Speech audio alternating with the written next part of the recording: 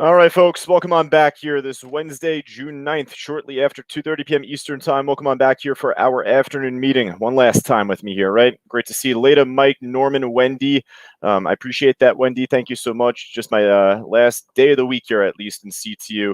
Last day of the week, not last day ever. Don't worry. I'm just going away for a small trip, small vacation with some friends lined up in Scottsdale, Arizona. So I look forward to that. But enough about me. Great to see all of us in social media one last time on Facebook Live and YouTube. So without further ado, let's hop right into it. I mean, I gotta say, I said from the morning, the after hours yesterday treated me pretty well on Wish, on the AHT trade. If it ain't broke, don't fix it, right? Why would I look elsewhere this morning at the market open? Why would I go anywhere else aside from the stocks that I've performed really well on, if not consistently, then just even as recent as 12 hours prior. So let's start off on the Wish trade. Actually, we'll jump back to BBIG, just next. But this stock, unfortunately, this didn't make the pop up to 16 like I was, kind of anticipating, hoping for at least there, because I was expecting a huge resistance off of 16 to the point where I would look to instantly go short. All right, well, I was watching it off of 15 also. And then once it ended up breaking underneath its opening bell print from this morning, right off of 1465, I recall, that's what led to this huge snap down here. So, I had a question from one of our newer students joining C2, one of our newer gold students, and not to mention name, but he was just asking, hey, today there were 13 stocks total on the pre-market and morning watch lists altogether, like 13 different ones. Right now, and that was at 11:42 Eastern when he had sent the message. Right now, every single one of them are down from the open. Unfortunately, 8 of 13 of those stocks were hard to borrow, meaning that they weren't shortable on the TradeStation platform. Point being, he's saying, I'm not sure how these lists are useful for TradeStation users.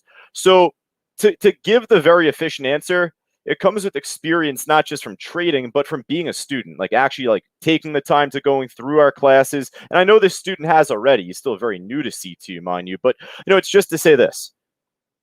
On this stock Wish going into the market open, this stock was, trending down leading into the market open. So that's the direction that I'm anticipating this stock to move in, at least, within the first few minutes upon 9:30.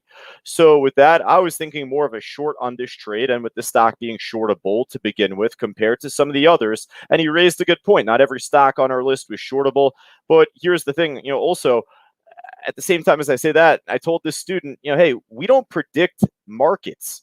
Thus, when Fausto or myself put out a list, we always just ask that question. What's the direction of the stock leading into the market open? And that's not a foolproof strategy, mind you. That's not like 100% guaranteed that this is going to tank and be the perfect short trade, but it gives us the direction to start off with, because more often than not, this is what will happen. And to say that this dropped off, I mean, is an understatement, right? Once it broke below its opening bell print price, ended up dropping all the way down towards 11:20-ish. I ended up drawing a line from there. This was like the short of shorts today. For as much as it popped yesterday and ran in the after hours, hey, I was bullish on this trade at first. I caught a catch on this trade initially off of, where was I initially from? I'm not mistaken. I think I was in from 1350 right out the gate on the market open. That was my first catch. And then once I realized this was failing to, really pop higher, because again, I thought it would go to 16 at first. So once I realized it was screaming back down, I was like, I got to get out of that trade. So ended up crumbling back down. It was a great short. And still at this point, I'll tell you, I'm short right now. Just being up from the morning, it gave me the chance to trade just some turbulence here and there. If I were to take a couple of losses, wouldn't have been, the end of my day. So ended up seeing this begin to shake over 1150. I ended up taking a loss here at first from 1140. It was about like 5 or 6 cents. And then I saw it squeeze up, and I ended up jumping in this trade here and there. So I'm averaged in right now at 1149 currently. I ended up taking some shares out before we started just to lock up some sort of profit on this one at least. But, either way, I'm hoping to see this break lower going into the close at this point. $11.30 was a pretty strong level from earlier today. I'll move my line up. Pretty choppy here, but it was holding over it pretty nicely from earlier this afternoon. Stock ended up showing a lot of volume from 11:30 in particular from yesterday, so that's why I had that line there. Next major support, though, really on the bid will be off $11. So either way, the Wish trade definitely going to put back on our watch list. What the hell's my pen? Oh, there we go. All right, so Wish definitely making the watch list again. I don't know what the float is on this stock. I will care to check because well, it's on our list, and oh, it's only down 2%. I don't know if I'd find this at all here. It might have to I might have to finagle around. For all of us live inside the trading room, I'll let you know the float later on today. Obviously, the stock's very heavily traded, though, altogether, trading more volume today compared to what I was even doing yesterday. So, it's going to be pretty exhausted. That's why I'm, currently short on the trade, because for as much as it's still up, even from yesterday morning, you still might have some profit taking coming in. And I have my stop set above me in case if I'm wrong. But, we'll see where it goes by the end of this meeting. Either way, it's on our list. All right, so the Wish trade, I am in. Norman and Wendy both calling out BlackBerry. It's another stock I am actually in. It's the second of three stocks that we'll go over that I'm currently in. I always say to you folks, I'm very straightforward. There are times where I'm in a trade where I don't put it on the list because, honestly, just because I'm in it doesn't mean that it's going to make for a great afternoon trade. Sometimes it's more hope or speculation. In this case, Wish, I'm definitely interested in seeing it break lower. And on BB, I'm currently long on this trade. It's on a half-size position, so 500 shares in from 1588. I was watching this tease 1588 all throughout the early afternoon. I guess I kind of came to this trade at the perfect time. It ended up beginning to pop. I ended up making a huge run after the market opened up. The slingshot where it pulled back and built up after. But perfect right there, 1588. Ended up holding underneath 1590, 1588 for quite a little while today. And, I ended up taking a chance at first. I ran it up towards just about like 1595, tiny trade. But then I ended up getting back in here. When it pulled back below and over, I jumped in off the shake. So I set my stop, and, things have been looking good since. So for right now, BlackBerry, it's at the highs, right? I mean, so, just because I'm in it, that's not the reason why I'm putting it on our list. This looks really strong on the way up. Wish looks pretty strong on the way down. It just broke below that 1130 price level I just told you folks about, that Wish trade. So either way, both of these we'll put on our list to begin. And then the last one, I thankfully ended up closing out on this trade, 2/3 of my position already. I have 500 shares remaining. It might drop back down and even take me out, break even. Who cares? I don't really care if it does now, but the workhorse stock, we ended up seeing this stock squeeze up pretty nicely just before. Also, I think Michael called this out off of 17, or really just typed it in the chat board. It was running up so fast, and at the time, once I saw it, I knew right away it was going to be a good afternoon trade. So for as much as it popped and ran up, even from like 1620-ish up towards 1780-ish, even here, 1790, ended up pulling back down, and I ended up getting in on this trade right around here. My average price is at 1710. So I ended up taking 500 shares out at 1750, 500 shares out at 1790-ish, and then I have 500 shares left. So I did this on 1,500 shares. And for right now, I'm going to put this on our list given just the general volatility with the stock. Obviously dropped off the highs, popped and dropped from 18. But, the way it was moving earlier, it wouldn't shock me to see it build a higher low, move back up. Of course, I'm hoping for that to happen here on the last third of my position. If it ends up dropping off, I don't really care. It's not really the end of my world. But yeah, either way, I mean, I just hope this ends up providing more for all of us here going into the close, workhorse. So those are the three stocks that we are calling out going into this meeting, and three stocks I'm in. There are plenty of others though, and what we'll do is really just rip it from top to bottom now. Michael says travel money. Yeah, I'd say so. Between the flight, the hotel, everything, it's already been a nice little bill. So with that in mind, let's just start from the top here. The AEMD trades up 408% still. 220 million shares traded across the whole day. I guess I could say, even, I guess I should say only up 406%. Stock was up more than that just before. Took a bit of a pullback just a moment ago off of 12. I don't know. I mean, this stock's traded so much volume today. It's been holding under 12. If it pops 12 cleanly, maybe you get $1.50 on it. I don't think it's going to make this big grand move up back to the pre-market high. That's what I said from the morning meeting, and obviously hasn't happened. So I don't know. I just feel like it's pretty exhausted. I mean, you could say the same on Wish, but at least Wish is shortable, right? So that actually provides good opportunity on the way down. Whereas this, I don't think many brokers offer this as a shortable stock. And if it is, then hey, that might be a good opportunity for you then.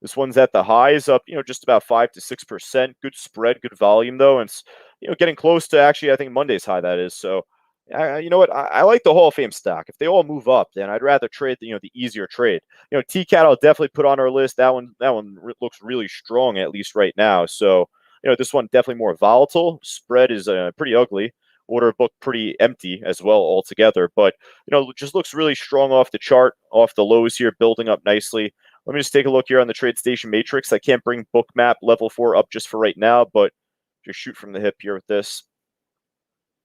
So should this pull back down and let's say build another higher low, because it's been teasing this pop off 23, wouldn't shock me if it ends up dipping down towards like a 22.20-ish there. You could see between 22.20, 22.31, two price levels where there's been more volume traded off it, likely during consolidation. Not to say that's like an iceberg level from earlier, but should that build a higher low, wouldn't shock me if roughly around 22.20 acts as a bit of a bottom right there. Yeah, so TCAT we'll put on our list. Hall of Fame we'll put on our list. What else we got? I think YVR, OCG. These are the other NFT stocks I remember just from the back of my head. This one's squeezing up a bit. This one's just choppy. This one looks like a nightmare, up and down like crazy. All right, so we don't need to put them all on, but a couple of them look pretty good.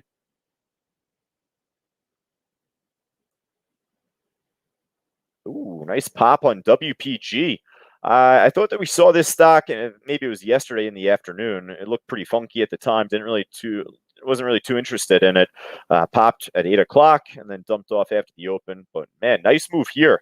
Looks like the stock had a huge pop in the beginning of the month back in June. I can't say I recall trading it back then, to be honest. But obviously pushing up higher right now. It's on good volume. So yeah, I'll stop talking. Just add this on our list here. WPG, right? Looks pretty good.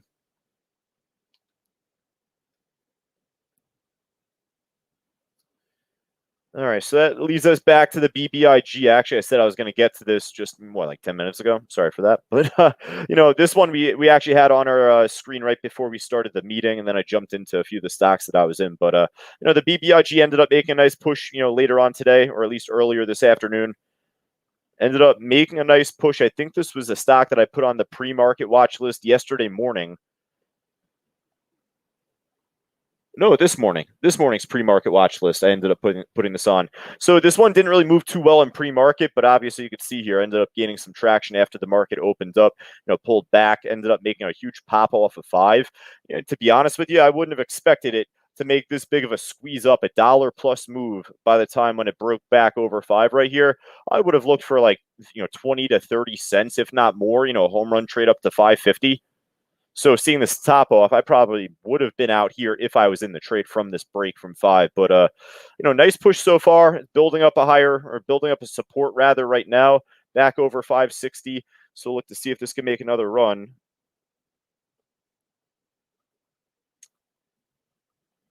Damn, 19+% here. I mean, we're not even close to done with the gainers list yet. We still have so many other familiar names like CLVS, Gene, TLRY, obviously Maurer Ride, I was going to mention in a bit. Thankfully, I refilled my water here before we started. So CLVS, not a whole lot going on here. We'll pass on that. Gene, not the student, but the stock. Love Gene. He's been doing really well today, actually. Gene C in our live trading room. I was about to say CLVS. CLF, getting my tongue tied now. CLF here at the highs, grinding on up. Infrastructure on the rise here today. CLF, X, right? So, I love my US Steel, my X, although I haven't really traded it too frequently of late. I still like my X, at the highs today, and I'll probably give it a look right off 27.50, assuming for that to be a really strong iceberg level.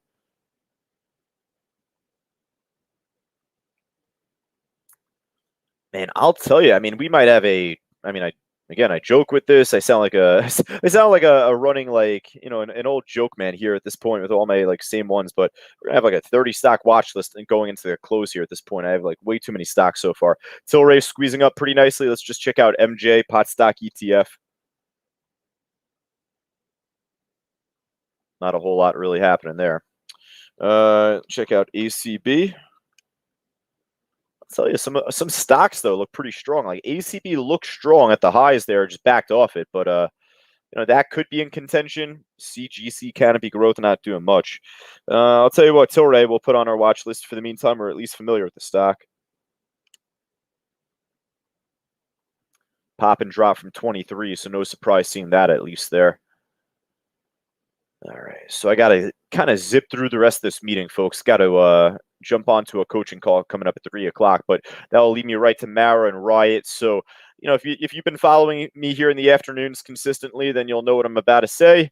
These stocks rarely move in their respective trends that they're building going into the market close, the final hour of the trading day. To see Mara up 13.5% just about, we rarely see it make continuation. With more and more people going short on Bitcoin over the last few weeks, I know for a fact that trend's going to break. We're going to see Riot and Mara one day just absolutely rip, like, $3-4 going into the close, from this meeting. So let me bring up Bitcoin. I'm not like too confident that will be today, but looking at Bitcoin here just across the last, and this is like a long-term look, but you can just see back from the last couple of days, we ended up finishing up the market day back on Monday. It ended up dropping off about like 30, 45 minutes after the close. And that's what started this big drop again. I wasn't worried long term. I'm just mentioning the drop. And thankfully here, going back into last night practically, we ended up seeing this make a nice squeeze back up. So long term, let me just jump to the hourly chart because I'm not going to be here tomorrow, Friday. Probably won't check it out until Monday afternoon with you folks here. So, who knows where this is going to go? Obviously, we're one Elon tweet away from seeing this drop down again, right?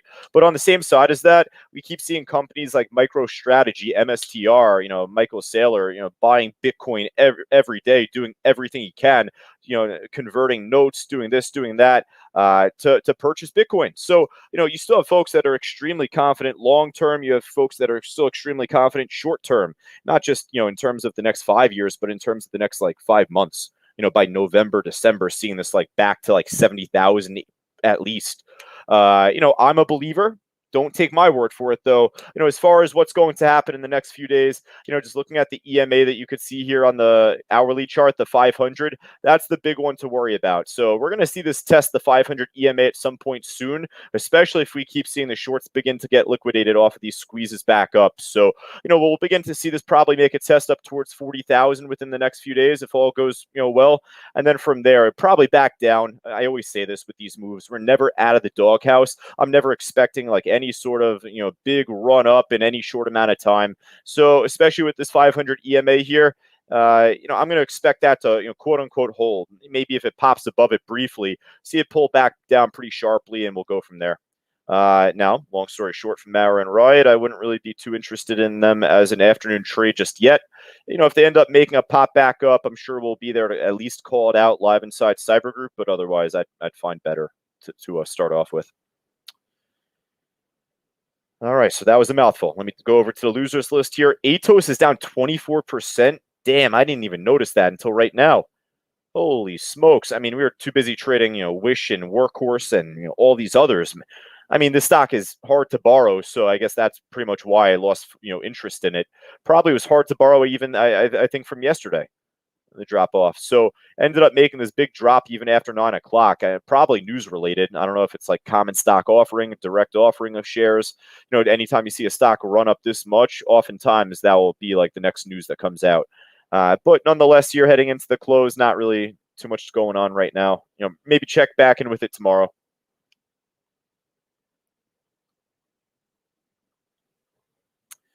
Next, oosh, this thing ended up making such a big dump off from that 570 level I was in from yesterday. Going into that meeting yesterday, I took like an 11 or 12 cent loss. I was in from 570, got stopped out at like 559 or something around those measures, and man, that thing tanked after. Goes to show, anytime that I'm talking, folks, it's a day trade recommendation, not a swing trade. I'm long term on Bitcoin, but that's different. And then with Fausto, he'll let you know if he's swing trading stocks, but when he's not mentioning that, he is day trading. All of his call outs otherwise are day trade related. You never look to turn a day trade into an overnight trade, and this is like the face as to why we don't do that. And I guess you could say the same with CLOV, although this ended up making such a big pop back on Monday afternoon. So if you ended up swinging CLOV, Monday, obviously that would have paid. But for as extended as that stock was back from yesterday's run, pre-market this morning, just look back on AMC, look back on BlackBerry. All of those stocks ended up diving off after. All right, folks, I'll tell you, it's been a lot of talking today. I think that I'm just about done, though, with the losers list. And, if there's anything else that you folks see up, down, left, right, more than like 5%, just type it in the chat board. Just let me know. SENS worth watching, asking Robert, one of our platinum students here inside Cyber Group. It's at the low of the day. Not much going on here, unless if you could short it. If you could short it, that looks like a much better short opportunity. But the thing is that this stock has so much volume on the order book to cut through. It's not going to give you too much at all on this trade either way. Carve, nah, I don't know what we're looking at here. It's barely trading any volume today. 625,000 shares. I guess that's more than its average, so to say. But for what we look for, look for a lot better. NLOC looking great. Now that's a swing trade recommendation from Fausto over the last few weeks. So we've been kind of keeping a small eye on this here. Has been pushing up pretty nicely. Lewis was commenting on. Party asking one of our members on YouTube, Trading PC Solutions.